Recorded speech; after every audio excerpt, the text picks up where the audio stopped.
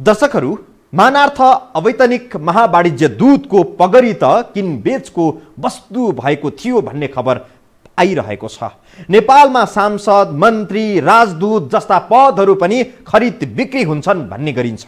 अहिलेको यो मामिला पनि यस्तै भएको छ। जुन देशसँग नेपालको नाम मात्रै सम्बन्ध छ, व्यापारिक साइनो पनि छैन, त्यही देशको अवैतनिक महावाणिज्य दूतका रूपमा नेपाल सरकारले स्वीकार गर्ने अनि रातो पासपोर्ट, नीलो नम्बर प्लेट र झण्डा फरफराउँदै हिँड्ने सुविधा सरकारले दिएको रहेछ।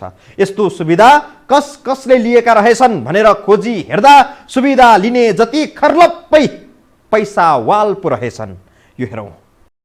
किर्गिज गणतन्त्रको झण्डा फरफराउँदै नेपाल सङ्कटमा फसेको बेला थर्मल गनको कालोबजारी गर्दा गर्दै प्रहरीको फन्दामा परेका अर्बपति उद्योगी सुलभ अग्रवाललाई सरकारले मानार्थ अवैतनिक महावाणिज्य दूत पदबाट हटाएको छ। कूटनीतिक सुविधाको दुरुपयोग गर्दै थर्मल गनको कालोबजारी गरिरहँदा अग्रवाल मंगलबार पक्राउ परेपछि नेपालको कूटनीतिक क्षेत्र तरङ्गित भएको थियो। अग्रवाल प्रहरीको फन्दामा मंगलबार परेका थिए। बुधबार बेलुका नै परराष्ट्र मन्त्रालयले नेपालमा विभिन्न देशका लागि मानार्थ अवैतनिक महावाणिज्य दूतका रूपमा स्वीकार गरिएका झण्डै 51 जनाका लागि दिइँदै आएको सुविधा अर्को सूचना जारी नभएसम्म परराष्ट्र मन्त्रालयले सुलभ अग्रवाललाई सो पदबाट मुक्त गरिएको जानकारी किर्गिस्तानमा पनि दिइएको छ। परराष्ट्र मन्त्रालयले अग्रवाल आपराधिक कार्यमा संलग्न रहेको ठहर सहित बुधबार साँझ विज्ञप्ति जारी गरेको थियो। सुलभको यो हरकतको लहरो तान्दा पहरो थर्किए झैँ भएको छ। परराष्ट्र मन्त्रालयले 51 व्यक्तिमाथिका लागि मानार्थ महावाणिज्य दूतको पद बाँडेको थियो। यस्ता पदहरूमा अधिकांश ठुलो व्यापारी र उद्योगीको हात परेको देखिन्छ। हिजो मात्रै चाहिँ सोध्यो, यहाँ सोद्धाखेरि परराष्ट्रले यसभित्र पर्दैन होइन भनेर उसले बोल्यो। अहिले पर्दाखेरि भन्दाखेरि सबैभन्दा पहिला नेपाल सरकारको बेइमानी हो। यो एउटा तपाईँको निकम्प काम हो। यो एउटा परराष्ट्र मन्त्रालयको तपाईँको एउटा बेइमानी हो। हेरौँ नेपालका कुन उद्योगीले कुन देशको महावाणिज्य दूतको पद हात पारेका छन्। भियतनामबाट उद्योगी राजेश काजी श्रेष्ठ, युक्रेनबाट व्यापारी किरण वैद्य, टर्कीबाट उद्योगी प्रेम प्रकाश खेतान, तान्जानियाबाट राजेश चौधरी, स्पेनबाट होटल व्यवसायी अम्बिका श्रेष्ठ, दक्षिण अफ्रिकाबाट प्रदीप कुमार श्रेष्ठ, स्लोभेनियाबाट हरिभक्त शर्मा, स्लोभाक रिपब्लिकबाट व्यवसायी पासाङ दावा शेर्पा, सर्बियाबाट उद्योगी निर्वाण कुमार चौधरी, पोर्चुगलबाट व्यवसायी राजेन्द्र कुमार खेतान, पोल्यान्डबाट उद्योगी लोकमान्य गाल्छा, फिलिपिन्सबाट उद्योगी सुरज वैद्य, पेरुबाट सुमित कुमार अग्रवाल, पपुवा न्यू गिनीबाट पूर्ण भण्डारी, द नेदरल्यान्ड्सबाट पेपिन ट्रम्पमन, मङ्गोलियाबाट चेतन गुरमन श्रेष्ठ, मेक्सिकोबाट उद्योगी नरेश दुग्गड, माल्टाबाट दिनेश श्रेष्ठ, मालदिप्सबाट उद्योगी राहुल चौधरी,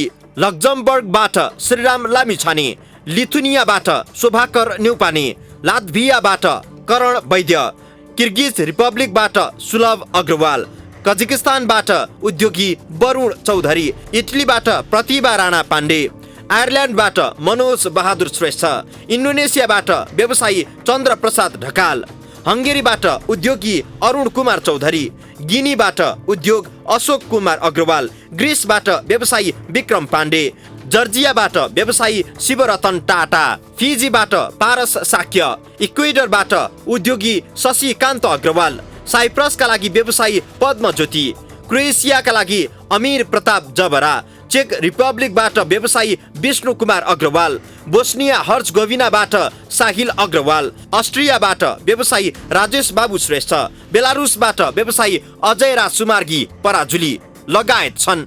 यी पदहरू आवश्यकताका आधारमा परराष्ट्र मन्त्रालयले स्वीकार गरेर कूटनीतिक सुविधा दिएको हो कि उद्योगी व्यवसायीले कूटनीतिक हैसियतको दुरुपयोग गर्नका लागि यी पदहरू खरिद गरेका हुन् भन्ने विषयमा पहिलेदेखि नै बहस हुँदै आएको थियो। के हो भन्दाखेरि यो नेपालको परराष्ट्र मन्त्रालयले परराष्ट्र मन्त्री, परराष्ट्र सचिव सबैलाई थाहा थियो यो गैर कानुनी ढङ्गबाट नेपालको कानुन, परराष्ट्रको कानुन र डिप्लोमेटिक तपाईँको एउटा ओहदाले नपाउने तपाईँको यो शक्तिहरू, मान मर्यादा यिनीहरूले गरिरहेको कुरा यो धेरै पहिलादेखि यसको विरुद्ध भएर आएको।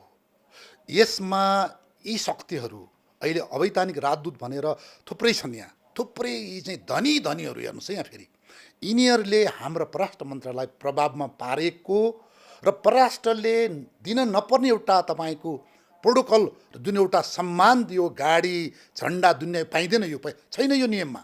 यी पदहरू खरिद बिक्री हुने गरेको गाई गुई पनि नचलेको होइन, पैसा र प्रभाव हुनेको हातमा मात्रै यस खाले पद हुनुले शङ्का पक्कै जन्माएको छ। अरू त अरू, सुलभ अग्रवालका सहोदर भाइ साहिल अग्रवाल आफै पनि बोस्निया हर्जगोभिनाबाट नेपालका लागि मानार्थ अवैधानिक महावाणिज्य दूत रहेछन्। यस्तो पद वाहकले कूटनीतिक राहदानी प्रयोग गर्न पाउने, विमानस्थलमा भिआइपी सुविधा पाउने, भिआइपी को सामान खान तलासी नहुने, भिआइपी को सवारी साधनको पनि चेक जाँच नहुने भएपछि यस्तो सुविधा दुरुपयोगको खेतीपाती नै हुने गरेको जानकारहरू बताउँछन्। सुलभ अग्रवालले पनि यही सुविधाको दुरुपयोग गरेर धन आर्जन गर्ने र कालो धन थुपार्ने गरेको चर्चा भइरहेको छ। कूटनीतिज्ञको आवरणमा कालोबजारी गर्ने सुलभ अग्रवाल त पक्राउ परेका छन्। बाँकी व्यक्तिहरूले पनि यो सुविधा दुरुपयोग त गरेका छैनन्। सुविधा दुरुपयोग गर्न पाइने भएकै कारण धनाढ्यहरूको रुचि मानार्थ अवैधानिक महावाणिज्य दूतमा भएको त होइन भन्ने प्रश्न पनि उब्जिएको छ। यो देशमा त कसलाई विश्वास गर्ने कसलाई नगर्ने भन्ने नै अन्योलमा छ। सङ्कटको घडीमा किनिएका स्वास्थ्य सामग्रीमा कमिसन खान खोजेको भनेर 2 मन्त्री बदनाम छन्। छुट सुविधा दिने निजी अस्पतालहरू ज्वरोका बिरामी उपचार गर्न मान्दैनन्। बेजिङ स्थित नेपाली दूतावासमा बन्न लागेको भवन खर्चमा कमिसन खान नपाइने देखेपछि त्यहाँका राजदूतलाई नै फिर्ता बोलाइएको खबर बाहिरियो। कूटनीतिक राहदानी बोक्नेहरू कालोबजारी गर्दै हिँडेका छन्। यस्तालाई जोगाउनेहरूको पनि अघोषित सङ्गठन बनिरहेको चर्चा उस्तै छ। थप प्रसङ्ग सहित आउनेछौँ ब्रेकपछि।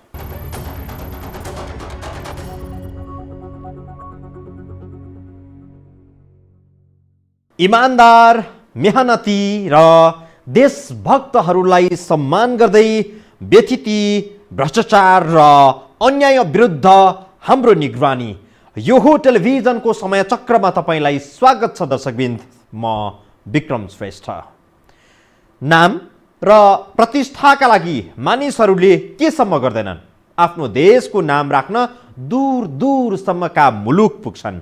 हालै चिनिया स्वास्थ्यकर्मीहरू कोभिड-19 का कारण रोइरहेका इटलीका नागरिकको आँसु पुछ्न पुगे। चिनिया स्वास्थ्यकर्मीहरू इटली पुग्दा इटलीको सरकारले राष्ट्रिय सम्मानका साथ स्वागत गर्यो। यस्तो स्वागतको भिडियो फुटेज हेर्ने विश्वका हर कोही भावुक बने। सङ्कटको घडीमा आफ्नो देशका नागरिक मात्र होइन, अर्को देशका नागरिकको ज्यान जोगाउनु पनि चिनियाहरू ज्यान जोखिममा राखेर इटली पुगे। यस्तो घटना धेरै पटक भएको छ। तर सङ्कटको घडीमा एक नेपाली उद्योगीले यस पटक के गरे त भन्न पनि लाज लाग्छ। देशकै बेइज्जत हुने काम गरे शङ्कर ग्रुपका निर्देशक सुलभ अग्रवालले किर्गिस्तानको राष्ट्रिय झण्डा फहराउँदै कालो बजारी गरेको थाहा पाए भने किर्गिज नागरिकले के सोच्दा हुन्, यो हेरौँ।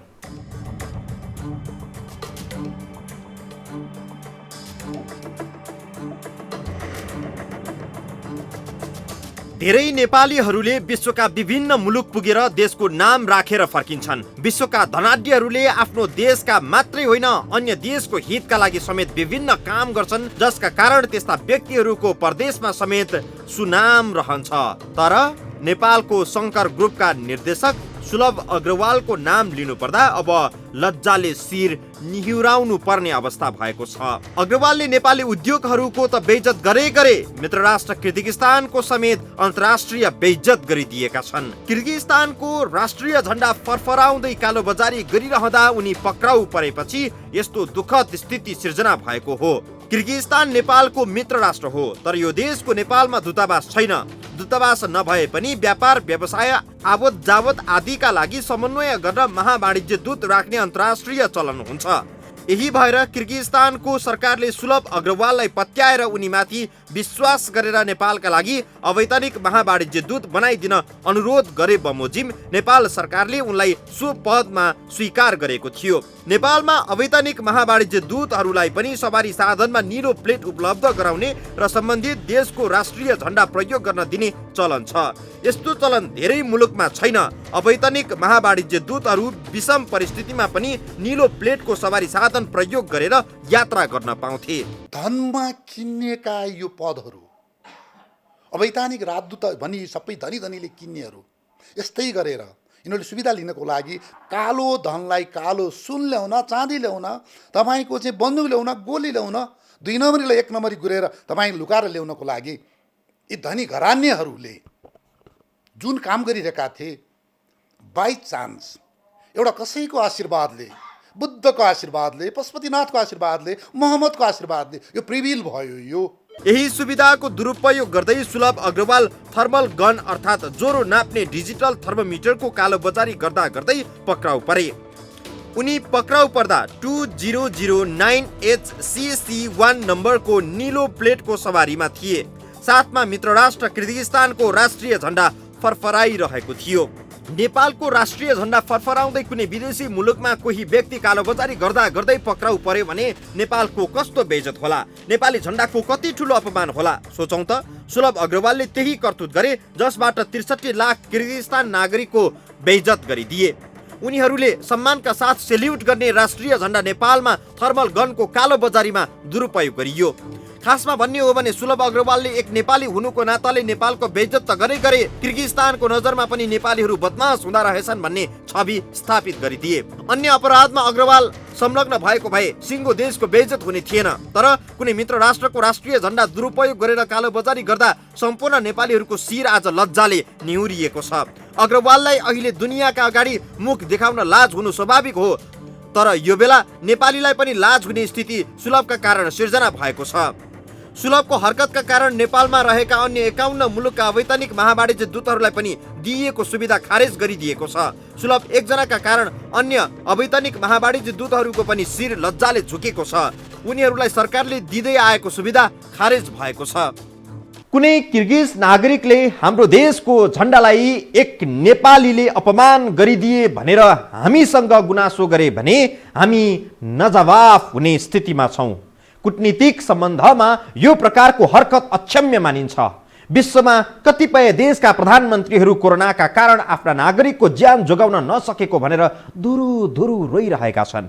नेपालका चाहिँ धनाढ्य मानिएका, सचेत भनिएका, राष्ट्रले समेत सम्मान गरेका, विदेशीले समेत पत्याएका मानिसहरू झण्डा फरफराउँदै धन्दा गरिरहेका छन्, कालो धन्दा। थप प्रसङ्ग सहित उपस्थित हुनेछौँ यो ब्रेकपछि।